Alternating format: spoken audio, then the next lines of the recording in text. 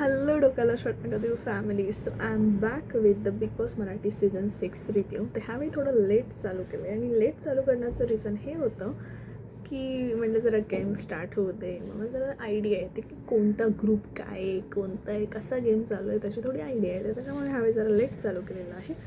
आणि ह्या सीझनची खासियत जर तुम्हाला माहिती असेल की ह्या सीझनमध्ये ग्रुप्स पडताना आपल्याला जास्त दिसलेले नाही आहेत आत्तापर्यंत तरी. मे बी नंतर पडू शकतं, पण जे आधीच्या सीझनमध्ये आपण नोटीस करतो की ह्यांचा ग्रुप होणार वगैरे असं थोडंसं ते ह्यावेळी थोडं डिफिकल्ट होतं. And just try to understand की बाबा कोणते लोक कुठे चाललं. तर लास्ट वीकमध्ये एलिमिनेशन नाही झालं आणि तेच लोक म्हणजे नेहमीप्रमाणे असंच होतं की फर्स्ट वीकमध्ये लगेच एलिमिनेशन नाही होऊ शकतो, त्यांना एक चान्स दिला जातो. आणि तेच लोक ह्या वीकमध्ये पण नॉमिनेट आहेत. आणि त्यामध्ये मला वीक असं दिसतं Radha and second one is that प्रभू.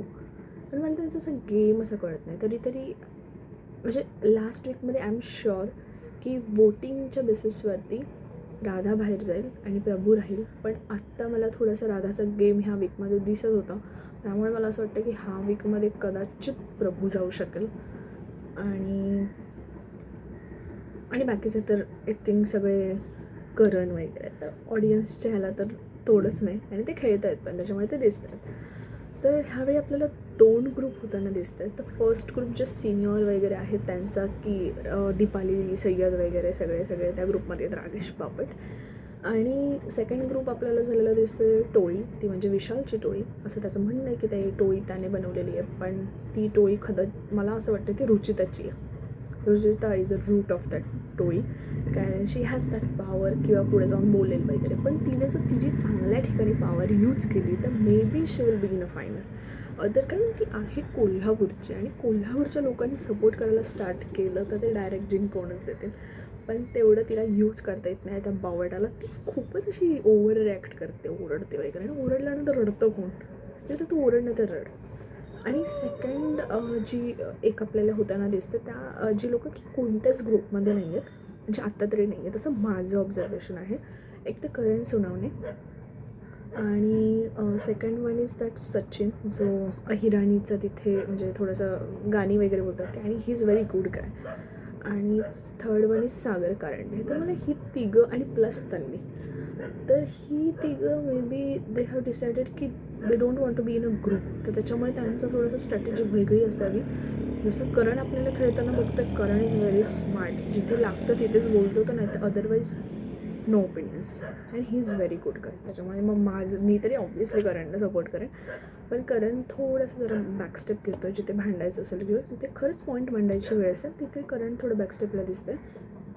आणि तन्वी म्हणजे रितेश देशमुख खरं बोलले होते की तन्वी अगं कोलते, किती बोलते. कारण तिचा आवाज खूप इरिटेटिंग होता. फर्स्ट वीक तिने अक्का खाल्ला आहे आणि आत्ता ह्या वीकमध्ये बघाल तर ती थोडीशी मॅच्युअर वागताना दिसते, नको तिकडे बोलत नाही आहे, शांततेत खेळते. आणि ह्या वीकमध्ये इरिटेट कोणी केलं असेल तर Anushree Mane. I don't know why she is in a Bigg Boss house, कारण ती खरंच इकडं मला अजिबात आवडत नाही अनुश्री माने.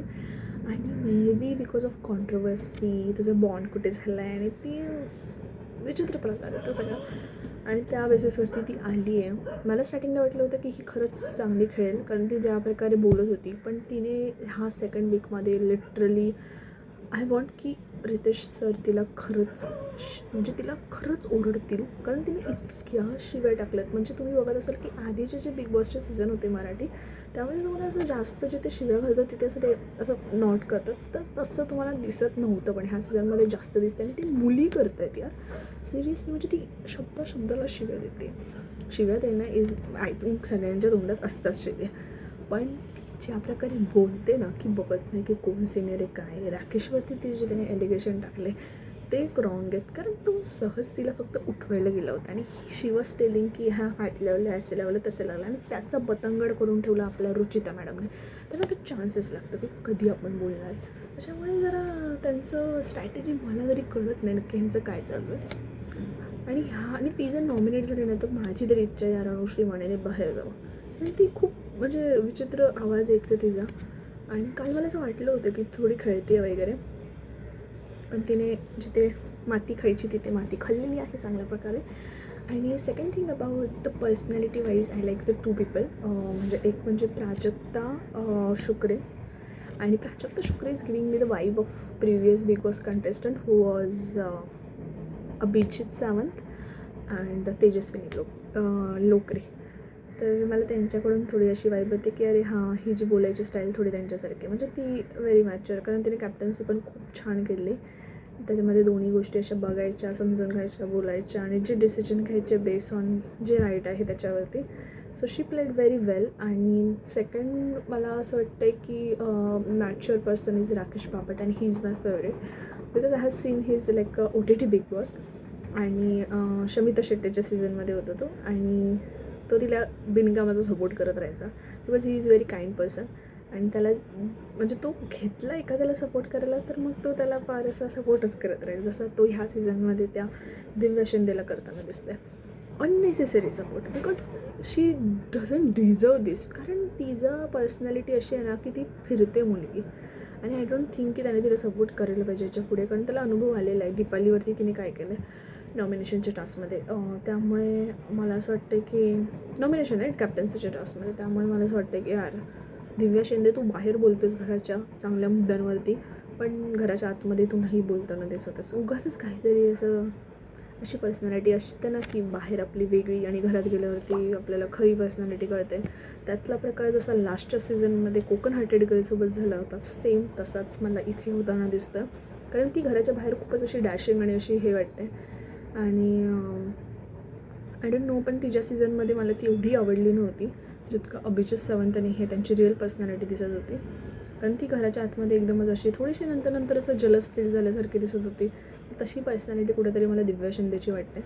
आणि maybe I am wrong, नंतर ती खेळू शकते. पण तिने काल टास्क छान घेतला होता. तो गोणीचा जो टास्क होता ना, तिने असं गोणी वगैरे पकडून ठेवली होती, खेळली भयंकर होती ती.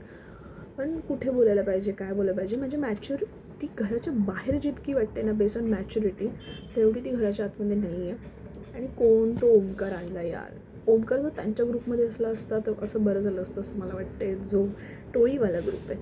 कारण त्याचं कॉन्ट्रीब्युशन खेळामध्ये तरी आहे, पण तो असं मला वाटतं उगाच त्याला सपोर्ट भेटतो आहे त्या टीमचा. कारण ती टीम खरंच खूप चांगली आणि ह्याच्यामुळे ती टीम खराब नको होऊ दे.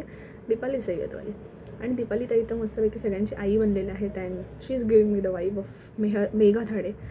And she was my favourite. Megha Dhade all time favourite contestant of Bigg Boss. कोणत्या पण सीझनमध्ये, but she is my favourite. And Vishal Nikam.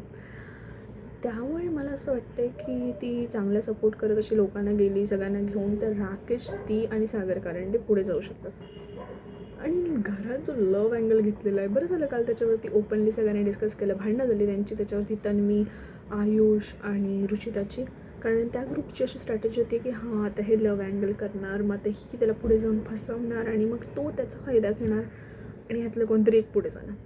तर नेहमी सीझनमध्ये बघत आलेलो आहे आपण, ह्यांचे लव्ह अँगल्स होतात किंवा ट्रायंगल वँगल काय होतो तो होतो. पण घराच्या बाहेर जाऊन व्हेरी फ्यू पीपल की त्यांचं खरंच टिकतं. जसं आपण बघितलं होतं की अमृता आणि प्रसाद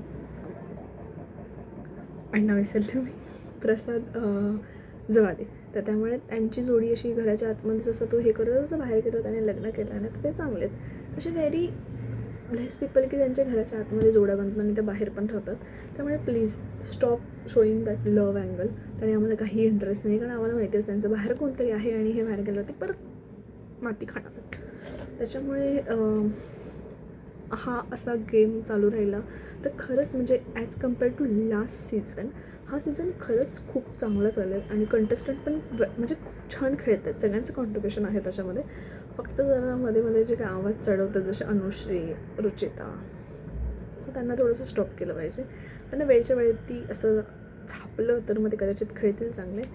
बट लेट्स सी ह्या वीकमध्ये कोण बाहेर जाणार आहे. आणि मी हे रिव्ह्यू कॉल आता नेहमी ठेवत राहणार आहे. वीकमध्ये तरी ॲटलिस्ट ठेवला पाहिजे. काय काशी घातली मी गोष्ट घरामध्ये. पण आय लव टू की लोकांपर्यंत जे वोटिंग देत आहेत त्यांच्याबद्दल असं रॉंग हे आपल्याला म्हणजे त्यांना पास नाही करायचं. त्यांच्यापर्यंत एक गुड मेसेज गेला पाहिजे की यार we should vote this person because he or she played very well. कारण मग असं होतं की वोटिंगच्या ह्याच्यावरती कोणतरी दुसरंच जिंकतो, मग त्याचं मग घर होतं, मग त्याचं ते सगळं होतं, मग त्याला कोणतरी सपोर्ट करतात आणि ते खूप फेमस होतात आणि नंतर मग त्यांना वोटिंग भेटते. करेक्ट, तुम्ही करेक्ट आहात. मी ज्याचं नाव मनात ठेवलेलं आहे तोच तो माणूस आहे जो जिंकायला नव्हता पाहिजे पण तो जिंकला आहे. पण ठीक आहे, असं कोणत्या सीझनमध्ये होऊ द्यायचं नाही. आणि मला असं वाटतं ह्या सीझनमध्ये ॲटलिस्ट वेल डिझर्व माणूस जिंकावा रॅदर दॅन ते फॉलोअर्सच्या बेसिसवरती. कारण फॉलोअर्स मिलियन आहेत. आता घरात ज्यांचे एंट्रीज दिल्या त्यांच्या तर मिलियनमध्ये खेळत आहेत ते लोक.